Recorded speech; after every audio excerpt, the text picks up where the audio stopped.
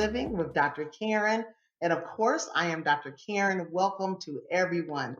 Wherever you're watching today, we know that this is going to be an inspiration to you, your family, and your friends. And be sure to let other people know about what's happening over here.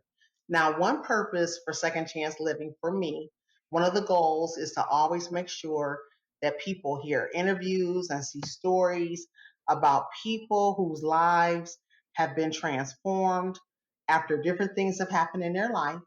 And I want to be able to let everyone know that you have an opportunity to be better. You always have an opportunity to start again. And there is no expiration date as long as you're alive to live in your second chance. Now, I met someone that I actually saw on Instagram, and I saw his testimony on another site on Instagram, and I made the decision to contact him because his story was so phenomenal. And when I had a chance to actually talk to him, I could not believe a lot of the story he was telling me. And the thing is second chances and transformations often seem very unbelievable, but they are real, and it's important for everyone to share what they have gone through so you can help someone else. So his story includes foster care, juvenile lockup, prison, I think different times in the jail system ever since he's been young. He has a very powerful testimony that through overcoming and his faith and his personal relationship with God and what he has to share. So I am so happy and blessed to introduce to you all now Mr. Glenn Burgess. Welcome, Glenn. Hey, welcome. Thank you for being here. Yeah, it's an honor to be here. Well, I just can't wait to let people hear your story. And thank you again for agreeing to be a part. I told you, I don't like to DM people because someone is always Yeah. in my direct message. But he responded, and I'm so happy you did. And I just want you to kind of take us back to things in your story. Let us know where the part that you want to share at the beginning. Let's talk about your childhood Okay. and the dysfunction that you told me about in your family and where that led. Okay. Well, I was about 9 months old. I was 9 months old, and my siblings were already in foster care. They were already there. I was the last one to go. I was with my mom. My mom and dad weren't together at the time, so it was just my mom raising me. I was 9 months old, so she took me to the birthday party because one of my other siblings, it was their birthday. So she took me there, and she said she was going to she asked if she could leave me there while she went and did some grocery shopping, and she never came back. She went to Florida with one of her boyfriends at the time. So she didn't want me with her, basically. So she left me with the others there. And I was with them till probably 5 years old. Yeah, my dad came back and got me at 5. So that was basically the center point of everything that I'm going to build off of. That was like a major thing for me, was when I was younger. Okay. That's where all this leads And from. yeah, how old were you? Do you remember how old you were when she left you? 9 months.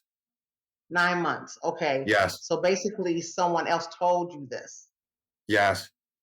Okay. Yeah. Okay. Can I ask you how that made you feel To be to know honest, that? it brought a lot of hate, I guess, in the beginning. Now I forgive her. I forgive my father. I forgive them because I Hmm. can't be Hmm. forgiven unless I can forgive too. Absolutely, absolutely. And that is a And lot that's to a think lot of the about. healing came from the forgiving. Oh, absolutely, absolutely. So you moved on to your teenage years. So just tell us some of what happened. I want people to hear your story about going into juvenile, coming out, and then Okay. just Yeah. moving into some of the things that happened. Now, the foster home that I was in when I was little, they were beautiful people. I thought those were my parents, and I'll never forget. I can actually remember when my real father came back to get me, and they didn't want me to leave, and they told me I had to leave, and all my stuff was packed. I grabbed onto that lady's leg, and I didn't want to let go. But they were beautiful. They did everything with me. It's like I went from the light to the darkness. And when I moved in with my father, there was no love, there was no compassion. He didn't spend time with me. I was always on my own. I always heard everybody swearing and yelling at each other. It wasn't like that in the foster care. It was Mhm. beautiful. Everybody was full of love. Everybody spent time with each other. Everybody had chores. It was a beautiful experience. And then when I moved in with him, it was just complete dysfunction. I wasn't used to any of what I seen there from there. It was totally different. So I ended up being raised with my dad till probably about 10 or no, about 11 years old is when I first went to detention, Dr. Karen. Mhm. Okay. And so you went to detention, Yes. and you know, a lot of people never can find a real positive part of foster care, and we're thankful and thankful to God that you had a good experience because a lot of Not all of people, them were. I was in more, but not all of yeah, them were. okay, that particular one, okay, Yes, that particular they were one, beautiful people. very good. So let's stay at the foster care just for a few minutes. You said that Okay. first one was very good. Just give some Yes. examples of some things that happened to you after that, because I want people to understand when they hear the end of your story where you are now. I want them to Okay. understand everything that you've gone through and come out of. Yeah, but Hmm.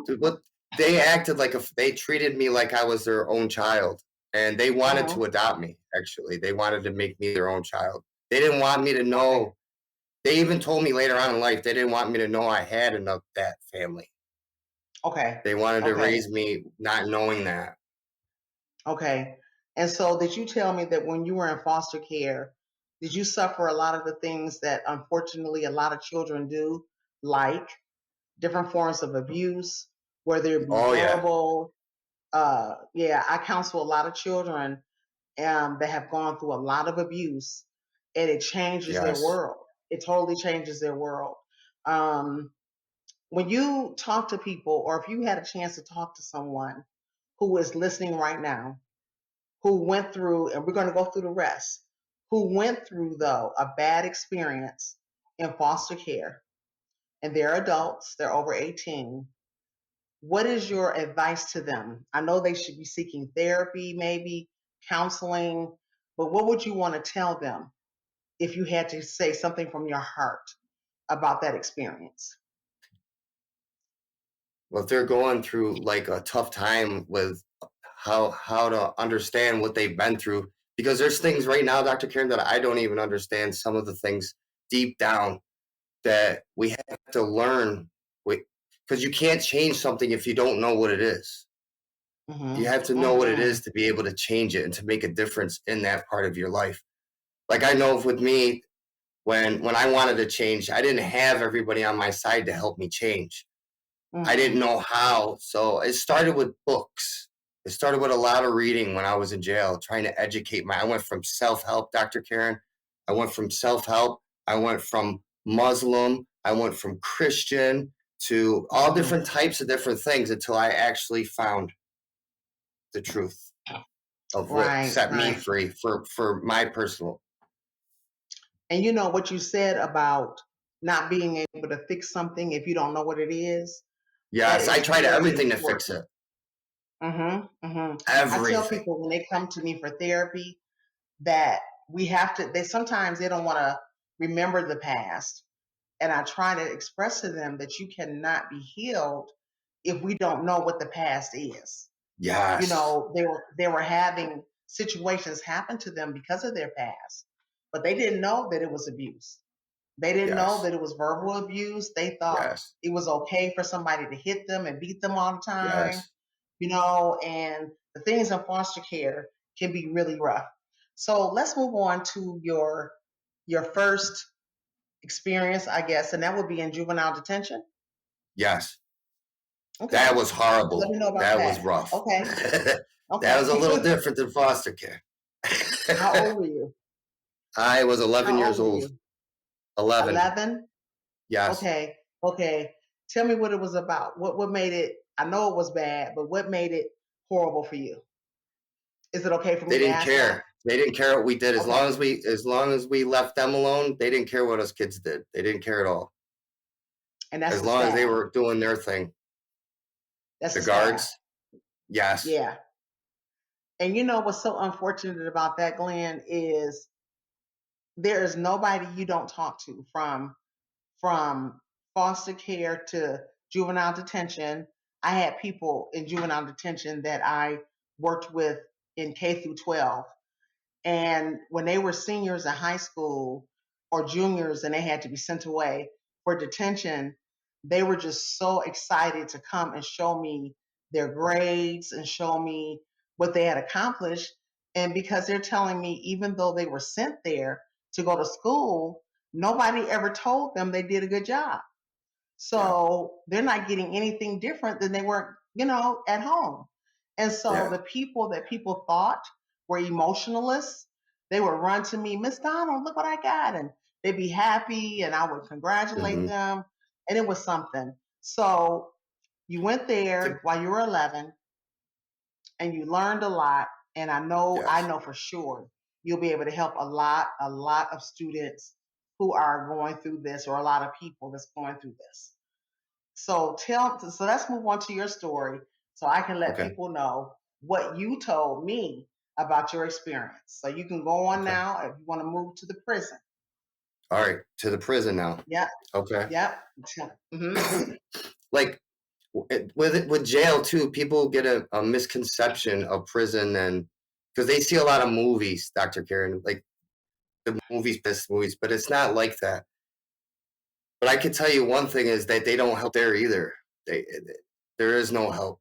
It's like it says Department of Corrections, but they don't really help. There's not programs to. They have the programs to help, but they have inmates teaching them. It's hard to explain, but it's it's not good either. There is no change. If you want to change, you have to do it yourself. There's no one there to help you with anything. They don't really care. Mm-hmm. So that was rough too. Jail was rough, and I just kept going in and out because I couldn't find myself. I didn't know. I wanted to stop. I didn't want to go to jail no more. I got tired of being there, but I just didn't know how to stop it. And then I kept telling myself, now I burned a lot of bridges with this too, Dr. Karen, like going into Mm-hmm. jail. Then people help me and I go back to jail, help me back to jail. So it just kept becoming a revolving door in the system. Mm-hmm. Yeah. And so tell me about, and what you're saying is true. I mean, I hear everyone saying that they get no help as far as classes. I'm just now getting into a couple of prisons to help with counseling, Yeah. and I do some pre and post coaching for people that's getting ready to come out. We connect them to people, but everybody says the same thing. I Yeah. had someone asking me if I could show him how to put together a class to teach other people, and I said, why do you have to do the class? And he told me there's no one here that wants to do the class, but they will let us Yeah. do it if Yeah. if we want to. We could do it ourselves. And I said, wow, this is really amazing. But um, so let's move forward to you getting to the point that you're getting ready to come out. Let's hear that Now, story. this time when I was coming home, like I told you, I ended up at a hotel. Mm-hmm. And the foster family that I was with before all of this were helping me all the time. They were good people too.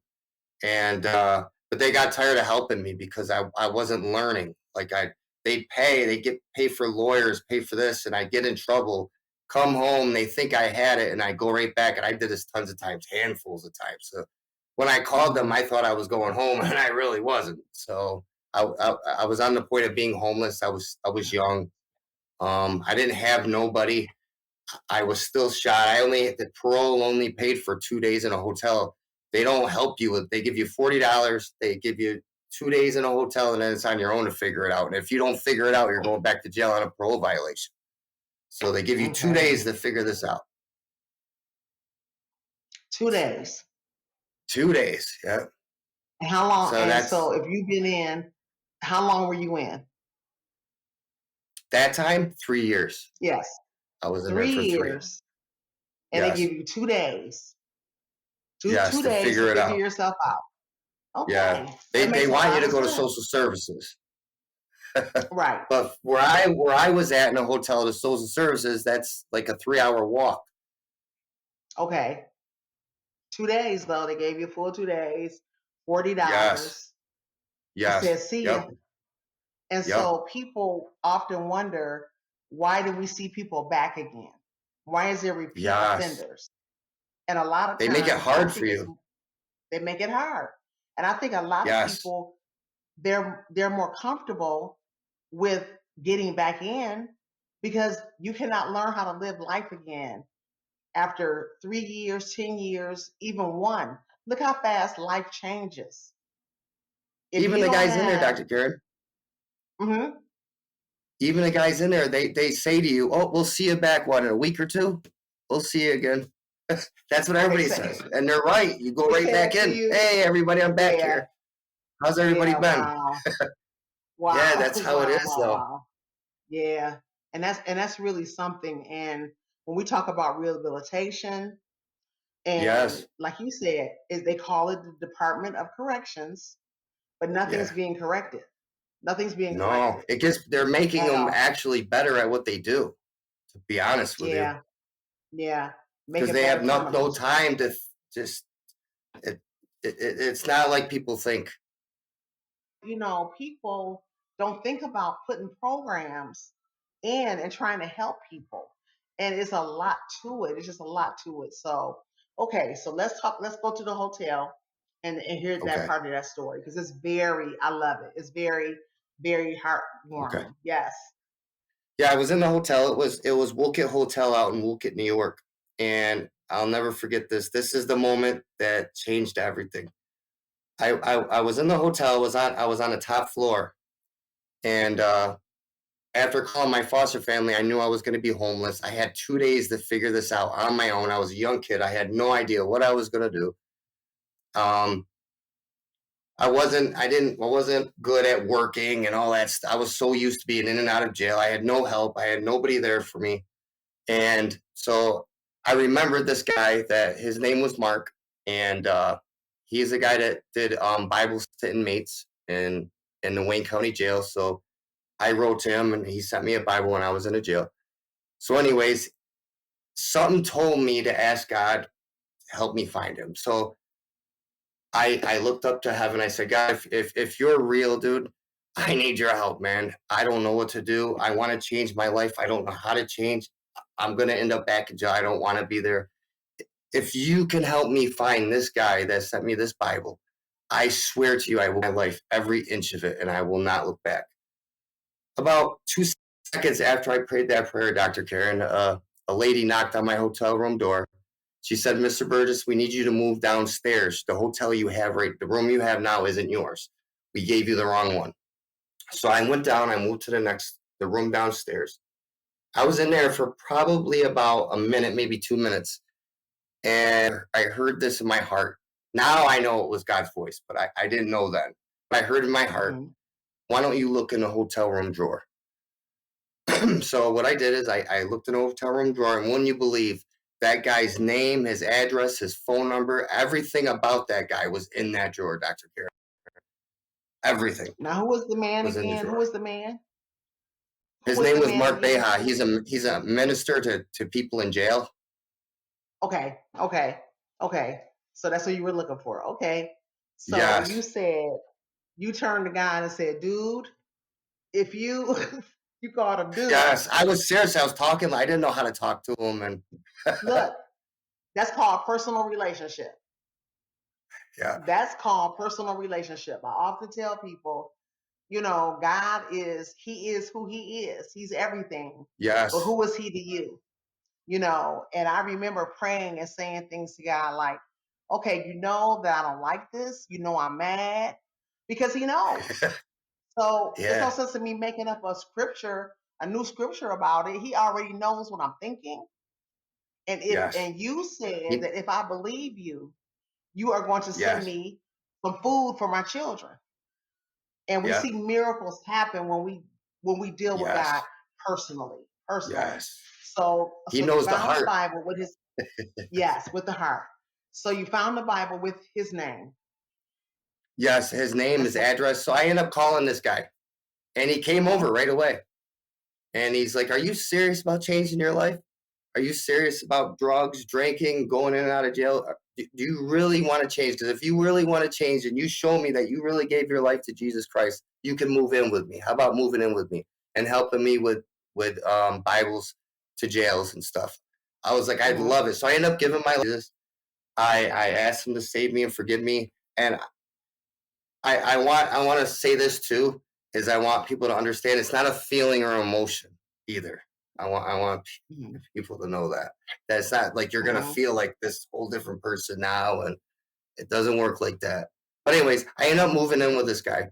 I started with Bibles, sending Bibles and newsletters to people in jail and helping them mail them mhm, out. We'd go door to door talking to people about God, and I was mhm. going to church. My whole life changed, Dr. Karen. Everything was gone out of my life.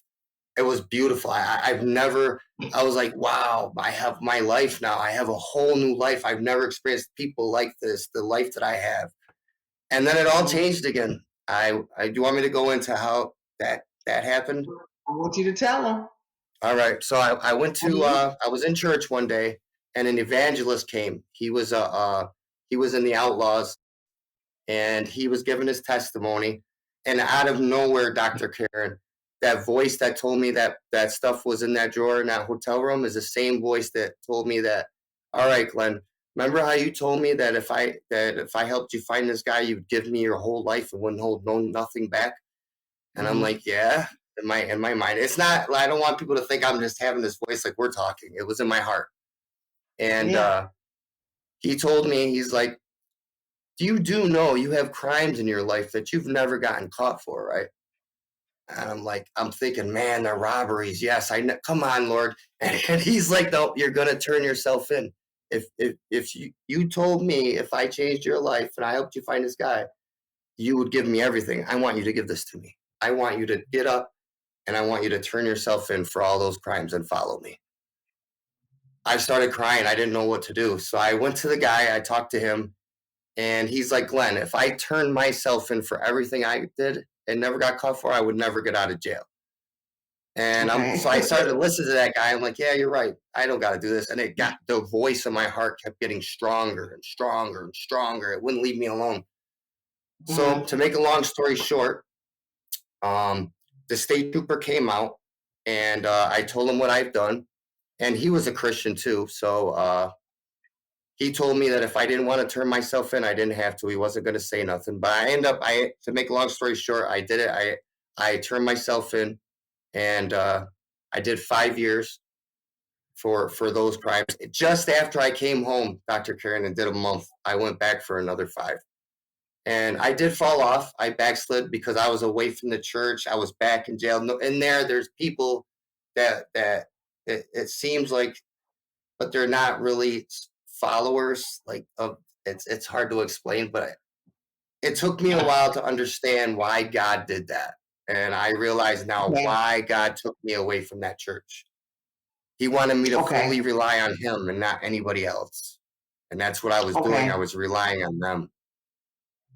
Okay. So, I mean, and when I heard the story, myself and Lynette, when we were talking to you that day, it was just so incredible. And many people, including myself, have had these kind of interactions.